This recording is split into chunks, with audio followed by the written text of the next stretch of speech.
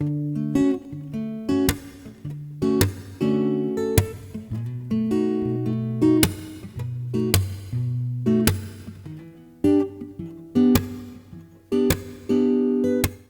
mom is one of the most generous and loving and kind people I know.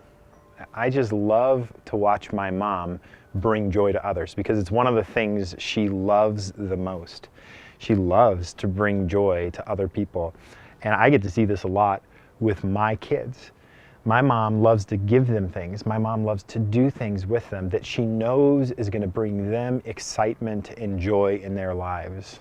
She just melts at the idea that they would be happy and that they would have fun and that they would enjoy life. And so my mom finds joy not in doing things for herself, not so that she might be able to have pleasure or the things that she desires or whatever else, but instead she finds joy in the enjoyment of life in others. I don't think I really understood this that deeply until I had my own kids.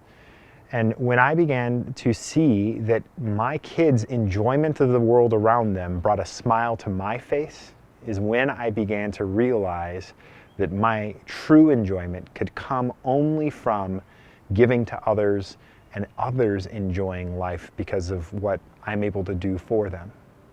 I think this is a fact that we see all over the place. We see it in people who are good at what they do, whether they're an artist or whether they're a construction worker or a CEO. People who seem to really do well and thrive at their job, most of the time, really enjoy what they do because of the blessing that it plays in the lives of others, because they can contribute to the lives of others and to society, and make society better by what they do. What a joyful way to go about your work. Paul in 1 Corinthians chapter 10 gives some admonitions to the church in Corinth, and he says for them to not do things just for their own pleasure, not just so that they can enjoy things, but to think of others and to do things for others. He tells them most of all that they should do everything that they do, whether they're eating or drinking, whether they're abstaining, whatever it is that they are choosing to do, that they should do it unto the Lord. They should find enjoyment in their life by obeying the Lord and by doing what makes the Lord joyful. Because we really actually know that God created us for particular purposes, and when we're not fulfilling those purposes, God doesn't find enjoyment in our lives. When we're doing things just to seek our own momentary pleasure, to seek some desire of our flesh or consume something that might make us feel good for a little while, when we do those things, God is saddened because He knows that those things are never going to fulfill us and make us what He designed us to be. So when we begin to learn to do everything unto the Lord and to have a heart change so that our enjoyment becomes and our fun becomes whatever brings a smile to our Creator's face, we're going to start to enjoy life more, have more fun, see more wonder and mystery in the things around us. This is how we should be as Christians. In the week, as we've reflected on fun, you could twist everything I've said, and I've shot all these at the same time if you didn't notice. I didn't shoot them day by day like I usually do.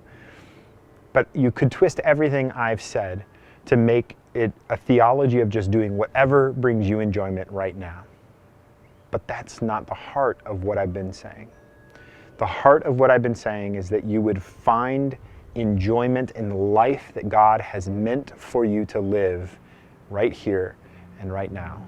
To not let anxiety and strangle you, to not let your worry about what other people would think of you strangle you, to not be so uptight and think too highly of yourself that you're unwilling to do things that God has given to you for your enjoyment because you're thinking too much about it, or whatever the other things we've talked about this week are.